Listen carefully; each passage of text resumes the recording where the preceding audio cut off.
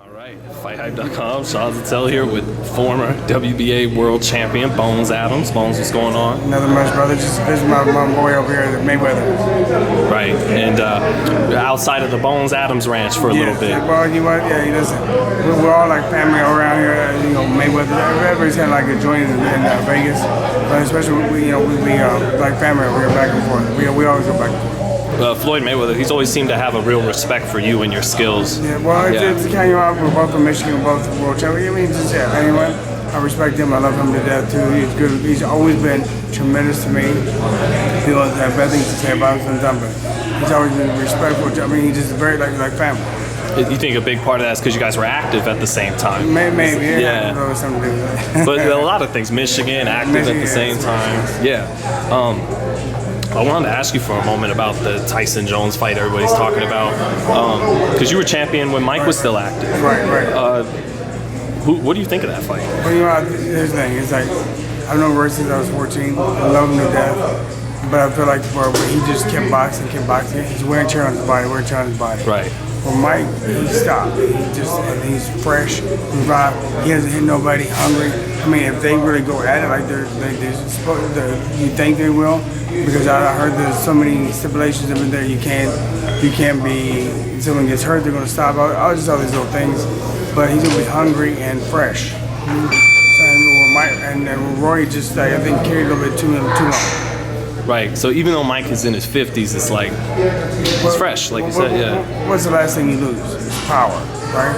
So, I mean, Roy's been getting hit and him getting hit, and we're just wear and tear on his body. And that's the only thing why I have the advantage for Mike. You gotta forgive me, because maybe you fought on a Tyson undercard at one point. No, I wish. Right. I'd be fighting on this one. Right. If they offered something, If they offered something, I would definitely do that, just because this is gonna be the biggest thing ever. No offense for it. For that man. Yeah, exactly. No, but what was your favorite Mike Tyson performance that you could recall? You know what? I just love Mike no matter what. Trying to think. Probably when he had so many great moments and knockouts. It's just like. But just even like the Spinks just said, you mean? When you fight Spinks, everything is going to be a hard fight, 90 seconds. Then everybody's disappointed.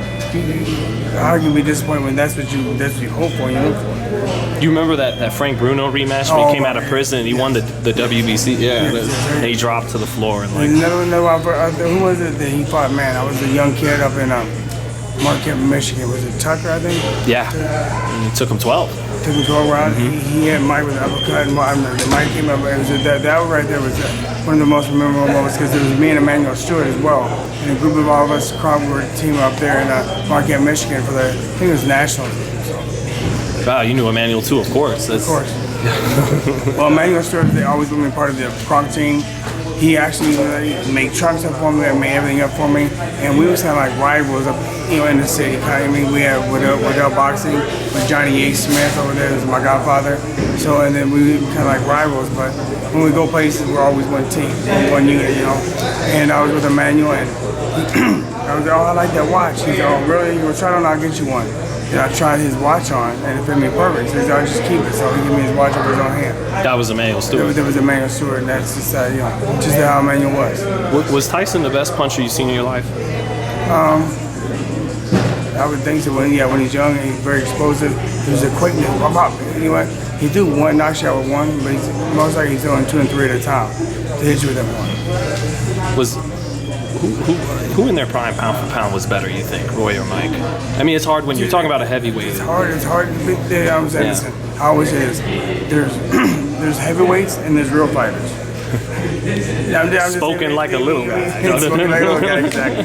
Just because but honestly, how they train, how they look, how they act, everything, mentality is totally different than the smaller guy. So it's kind of hard because Mike was so explosive. I mean, I would have to take Mike for that one because he was so quick and explosive and strong, just fast.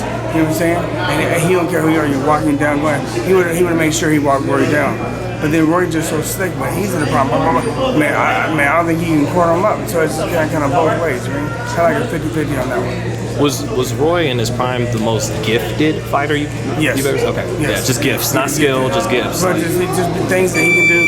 Same with like Floyd. Things that Floyd can just do, just like no matter how you try your lifetime, you just can't get them done.